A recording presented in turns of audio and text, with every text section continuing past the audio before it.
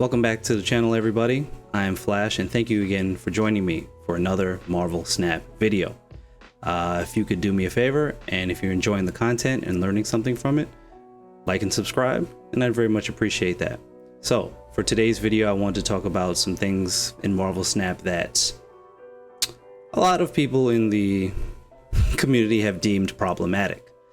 Some of the problematic cards, and my ideas on what they could do, they being, second dinner, to perhaps remedy some of those problems. Now I'm sure some people have floated with those ideas in the past, kind of in passing, but let's dive into it a little bit more here and see if we can, come up with something.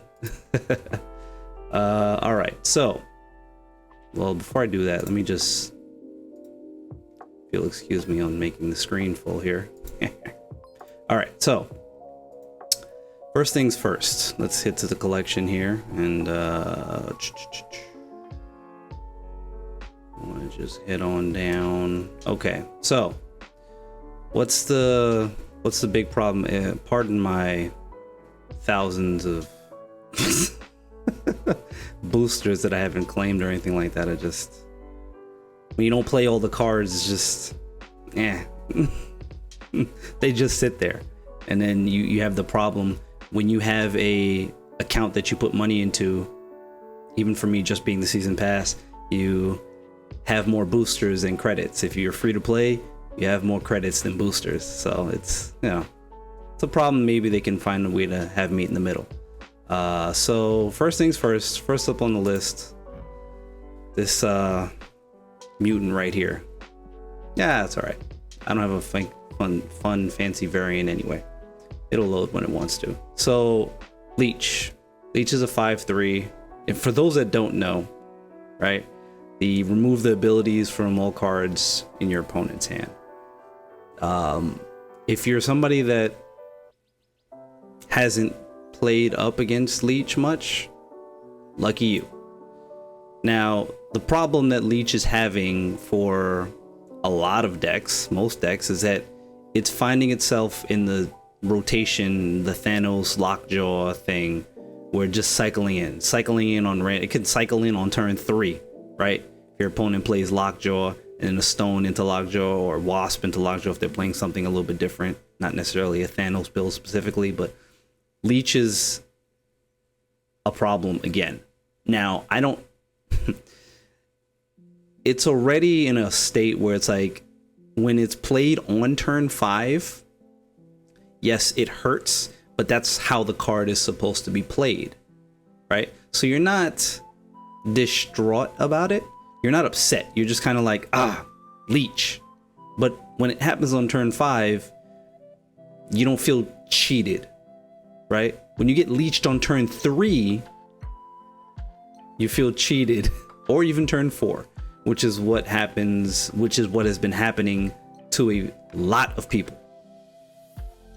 And I don't even know if doing anything to Leech solves the problem, because what can you do to Leech that wouldn't create a leader problem with the card, where it goes from what it is now to complete garbage? I mean, the best I could say is drop the power, and maybe see, the problem is that if you structurally rework the card and say maybe, the abilities hit X amount of cards, then that becomes very weird.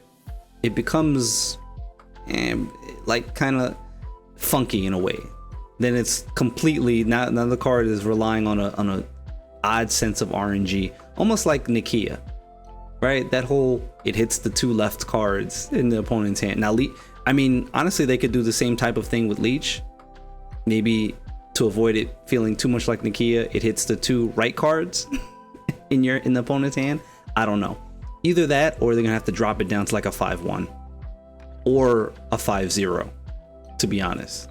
I mean, hey, it has a powerful effect. Iron Man has a powerful effect. It's a 5/0. Taskmaster is a 5/0. It kind of has to be, but I don't see the problem with it being a 5/0. Maybe that's part of it. Let's continue to find where it is a balance for what fixes it, let's start with dropping it down to like a 5-1. I don't know what that does, but it would be worth a shot. Now, I'm bringing up Arrow. Again, for those that don't know, on reveal, move all enemy cards played this turn to this location. Works really well if you have priority. Sometimes, even if you don't have priority, it works pretty good too. But you kind of want to have priority before you play Arrow. Before they even reveal their cards, she's disrupting the whole pattern. Now, I don't want to see any change to Arrow because I play Arrow. As you can see here to the left, in the Shuri deck that I have, that I run a lot right now, Arrow's in it, as she is in a lot of decks. She is a plug and play card. Much like She-Hulk, you can kind of just put her into every deck and it just kind of works. Your deck gets better as a result. So, but there are a lot of people that feel like Arrow's a problem. And I don't think the card is a problem. I think if they review how frequently the card is played, that might raise some eyebrows. But they've been tinkering with Arrow here and there throughout the past. I think Arrow can go to 6 power. I mean, sorry, to 6 energy. If you make her a 6 cost, it lowers the boom, if you will, where you can't play Arrow and She-Hulk on turn 6, right? If you just relegate it to it's a 6 cost, you got to play it on 6. It would still be strong, but it would also take the guesswork out of, am I gonna get arrowed on turn 5? Right? As strong as it is, this could definitely be a 6 cost card. I could see them changing it to a 6 cost. If they just flat out changing it to a 6 cost, would definitely be a nerf. If they tried to balance that and maybe say make it a 6-8, right? I'm not gonna say a 6-9, because if you put it into 6-9 range, it makes America Chavez very much worse. So I would say if it's just a straight nerf, 6-7, they want to side grade it a little bit and to kind of compensate for the change in cost, maybe it could go to a 6-8, but that's probably all they can do with Arrow.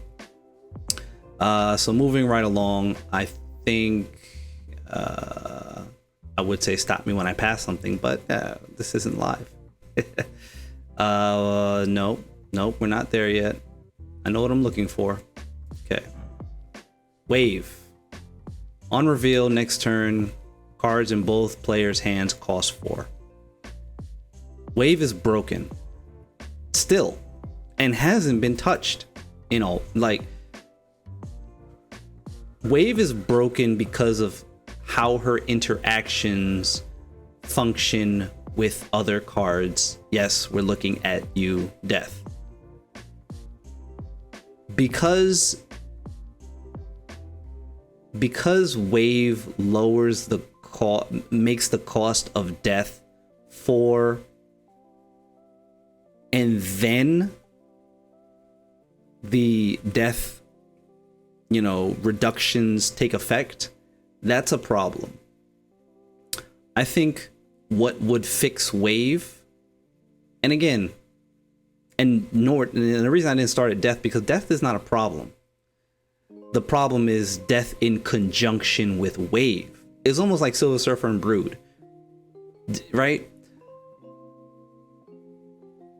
The best way, I think, to make this card, to quote unquote fix this card, and again, the card isn't broken on its own accord, but it needs to, I don't know how they would change the wording. Well, you just add a few lines of text where next turn cards, both players' hands cost 4, kind of like no matter what, or regardless of card reduction. It would be a lot of text. They would have to find a way where either that or would just have to be a change in interaction with how this card plays with Death. Because And then if you do that, you also have to change how the card interacts with, say, a card like Sarah.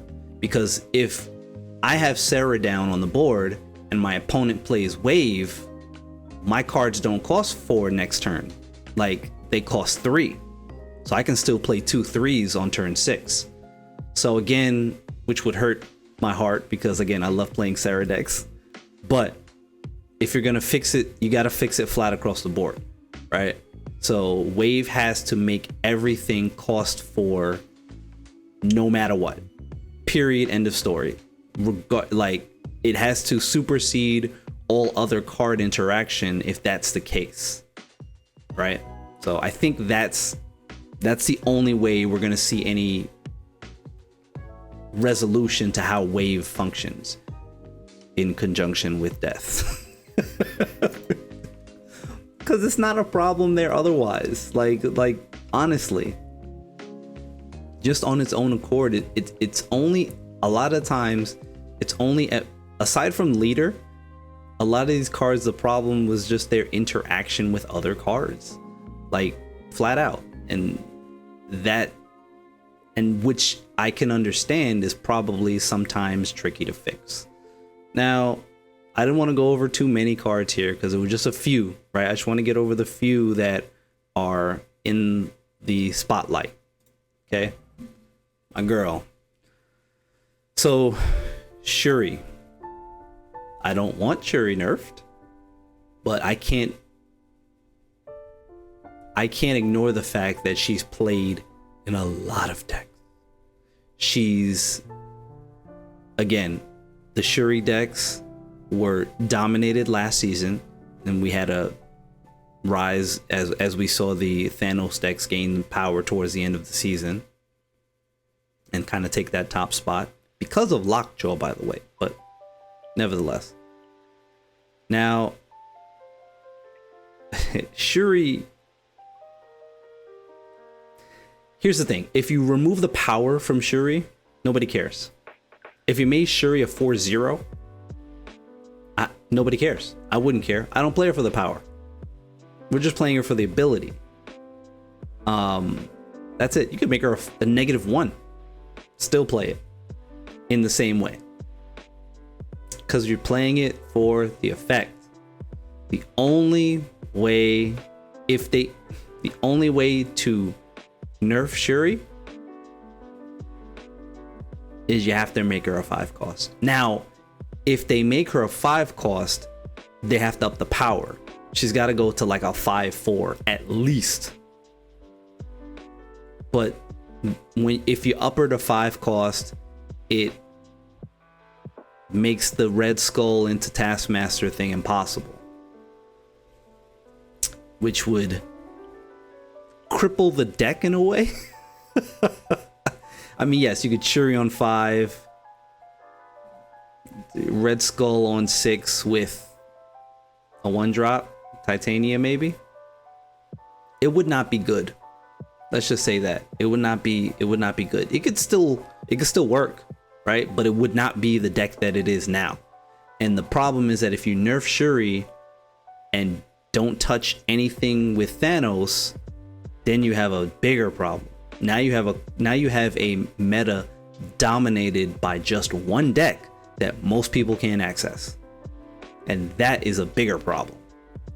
And then we'd just be looking for ways to try to stop Thanos. And I said Shuri was going to be the last card, right? But please don't nerf Shuri. If you do, just make her a 4-0, and then we'll go from there. I thought Shuri was going to be the last card, but as I started talking about Shuri, I wanted to address another card. My Dan Hip variant. It's one of the only Dan Hip variants I actually like. Lockjaw. Now, again, after you play a card here, swap it with a card in your deck. It's not an ongoing effect. It's not you can't do anything about the card's effect once it hits the board. You're effectively screwed at that point. You can stop the other card. You could drop a Cosmo, stop the other card's abilities from activating that cycle in. But a lot of times, the Lockjaw players don't care about that. You're cycling the stones to get them played so you can maybe play Thanos. You're cycling big power cards, Infinite, all that stuff. It doesn't care about the Cosmo in your lane. So once Lockjaw hits the board, you can't do much about it. Let's not ignore the fact that the reality is starting to present itself that Lockjaw is the problem. Thanos was not seeing a lot of play until people figured out that you could use it with Lockjaw.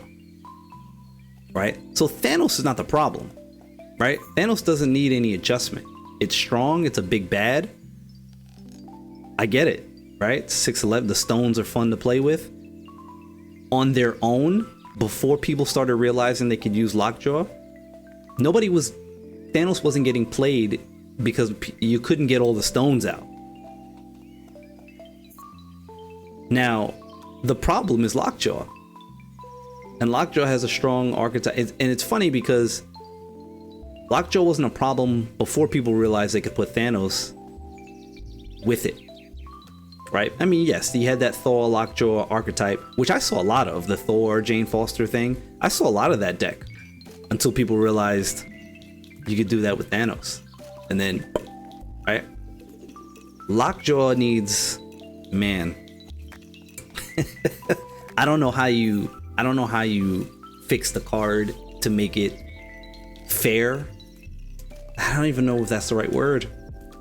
The best thing I could think of is make it a 4 cost and force players to maybe they want to do like the Mr. Negative thing. Force them to do something if they want to get it out early, like Psylocke or Zabu. That's the problem. If you make it a 4 cost, it now becomes a conjunction. You could play it with Zabu.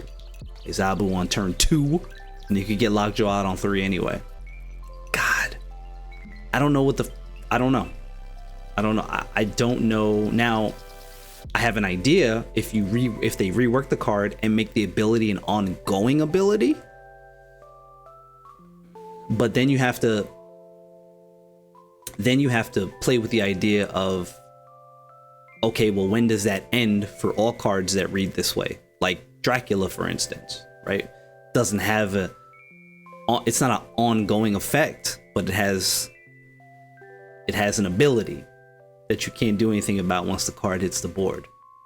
Those cards are not all problematic, right? But Lockjaw is starting to become problematic because how people use Thanos with it. Dracula's not problematic, but once Dracula hits the board, you can't touch it. There's nothing you can't Enchantress, you can't Rogue, you can't Cosmo, you can't Shang-Chi it because the ability doesn't take effect until the game ends. Once Dracula hits the board, you have to just accept whatever power it becomes at the end of the game. Period. There's literally nothing the only counter for Dracula is if it gets leeched while it's in hand. That's it. Same with Lockjaw. It's an interesting. I think if the Lockjaw Thanos deck continues to just dominate the top spot in wins and win rate and how much it's played, they're going to have to address it somehow. I don't even have the answer. 4-2 doesn't change it because it makes it a problem because it puts it into Zabu range, right? Or you could try to get it out with Psylocke, which it wouldn't be hard. I think that could be a first step, but that could be problematic. They would just put Zabu in it. They would just put Zabu in it. I don't know what to do. I would toss around the idea of making an ongoing ability or something. Something has to, where you could do something with this card instead of it just being there. And yep, all right, once it hits the board, I could just dump whatever and just keep cycling it out. Because I shouldn't have to play a different type of deck just to flood that side of the board. Right? I don't know. Well, that's kind of all I wanted to cover. We went over several cards here that possibly could be touched in some way. Hopefully some of them are. I think overall, in certain aspects, the game ends up being better off if some of those cards are addressed. Now, I'm not standing at the mountaintop, you know, kind of hoping for a nerf for everything. I'm not that kind of player. I'm just like, just play the game. But sometimes cards need to be addressed. That's just how card games work. As a Magic player for a very long time, you have to understand that sometimes cards need to be addressed. And with a game like this that's so free-flowing and it's only a 12-card deck and things are coming in frequently, new cards are coming into the game like every week, you have to keep up with addressing cards and dealing with that balance. Certain decks can't be allowed to dominate the top of the meta for extended periods of time, especially with a game where its season changes every month. You know, a new season just dropped and there is no like kind of finish line to where Thanos and Shuri aren't the best two decks in the game, because they still are. Right? So until they do something about Lockjaw and unfortunately Shuri, I don't think you can do one without the other, because that wouldn't be fair. Because if you hit one of those and not the other, then you're just asking for the other one to dominate by itself. So they either have to do both or leave it the way it is. So that's it. I ran a little bit, probably longer than I wanted to, thanks to Lockjaw. But that's all I got for this episode. Again, if you enjoyed the content, please like and subscribe. I'd very much appreciate it. And I'm Flash, and I'll catch you guys next time with another Marvel Snap video. Peace.